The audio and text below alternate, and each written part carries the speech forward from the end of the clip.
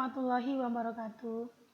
Anak-anak ibu, hari ini kita mulai lagi mempelajari materi fisika, yaitu bab yang ketiga tentang elastisitas dan gerak harmonik sederhana. Di mana pada materi ini ada dua bagian yang akan kita pelajari. Yang pertama, elastisitas bahan, dan yang kedua adalah gerak harmonik sederhana. Nah, untuk elastisitas suatu bahan. Nah, sebelumnya perlu Ibu ingatkan kembali bahwa dalam fisika ada 3 sifat dari suatu bahan. Yang pertama, bahan tidak elastis. Yang kedua, bahan plastis. Dan yang ketiga adalah bahan yang bersifat elastis. Nah, untuk bahan yang tidak elastis, itu artinya ketika bahan itu kita beri gaya tarik atau gaya dorong, maka bahan itu tidak bisa bergerak. Dia akan tetap pada keadaannya. Sedangkan kalau dia bahan plastis, ketika kita tarik, dia akan semakin besar atau molor. Dan kalau dilepaskan gaya tariknya, dia tidak bisa kembali ke bentuk semula. Sedangkan kalau dia bahan yang elastis, itu artinya kemampuan suatu benda atau bahan yang dapat kembali ke bentuk awalnya atau ke bentuk semula setelah gaya luar yang diberikan itu dihilangkan atau dibebaskan. Nah, pada benda yang elastis ada beberapa besaran yang bekerja ketika diberi gaya, yaitu tegangan yang dilambangkan dia dengan tau, yang merupakan ada perbandingan antara gaya yang bekerja atau yang diberikan dengan luas penampang benda tersebut. Kemudian ada regangan, di mana regangan ini adalah perbandingan antara pertambahan panjang suatu benda dengan panjangnya mula-mula. Lalu ada modulus elastisitas.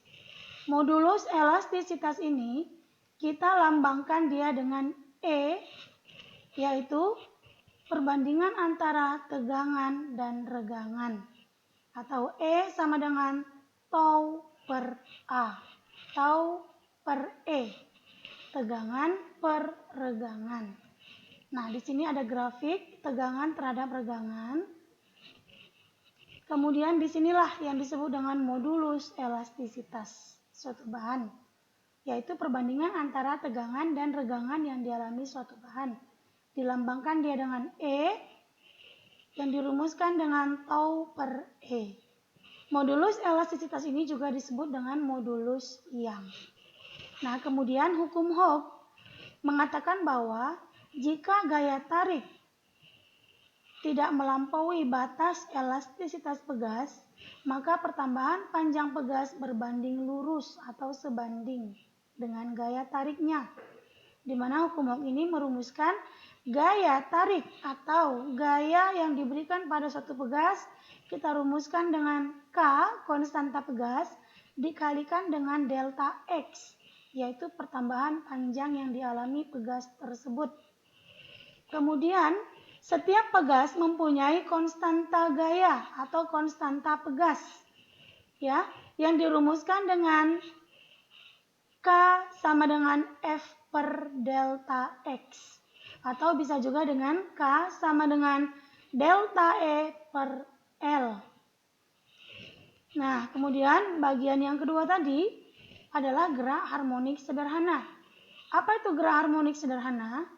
Yaitu gerak bolak-balik suatu benda di sekitar titik keseimbangannya. Kalau dalam kehidupan sehari-hari sering kita lihat pada ayunan pegas atau ayunan bayi. Di situ kita lihat bahwa pegasnya bergerak bolak-balik atau berayun. Nah, apa yang menyebabkan benda itu atau pegas itu bisa bergerak bolak-balik? Adanya gaya pemulih pada pegas. Ya, di mana gaya pemulih itu adalah gaya yang besarnya sebanding dengan simpangan dan selalu berlawanan arah dengan arah simpangan. Ya, kemudian simpangan suatu getaran itu dirumuskan dengan X, yang bergantung terhadap waktu atau X dalam kurung T yang dirumuskan dengan A sin omega T kali tambah theta 0. Maaf ya, A sin omega T tambah theta 0. Nah, kemudian pada gerak harmonik sederhana ini ada dua besaran yang bisa kita tinjau, yaitu frekuensi getaran atau frekuensi sudut, yaitu banyaknya getaran yang terjadi dalam setiap waktu, yang dirumuskan dengan omega sama dengan akar K per M. Kemudian ada periode getaran, di mana periode ini merupakan waktu yang dibutuhkan untuk menempuh atau membentuk satu getaran penuh, yang dirumuskan dengan T sama dengan 2V akar M per K. Lalu pegas itu bisa kita susun dengan dua cara. Susunan seri, ya, di mana konstanta serinya bisa kita hitung dengan 1/K seri sama dengan 1/K1 tambah 1/K2 dan seterusnya.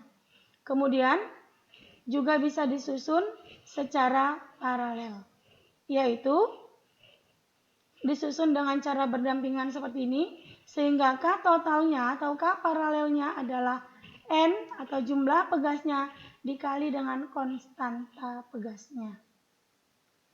Nah, kemudian beberapa manfaat pegas sebagai produk perkembangan teknologi dalam kehidupan sehari-hari bisa kita lihat pada sistem suspensi kendaraan bermotor yang fungsinya untuk meredam kejutan atau hentakan. Ini sering digunakan di shock mobil atau shock sepeda motor. Ketika kita melewati sebuah gundukan atau polisi tidur, maka terjadi hentakan atau kejutan dan kita tidak merasakan sakit di pinggang atau di badan, itu karena adanya pegas yang meredam kejutan tersebut. Juga kita gunakan pada setir kemudi atau setir mobil yang menyebabkan setir tersebut bisa kembali ke bentuknya semula. Nah, demikianlah pembahasan atau penjelasan dari Ibu materi elastisitas dan gerak harmonik sederhana ini. Untuk lebih jelasnya bisa kalian baca PowerPoint yang Ibu paparkan ini, atau bisa kalian baca juga buku-buku paket fisika yang materinya adalah elastisitas.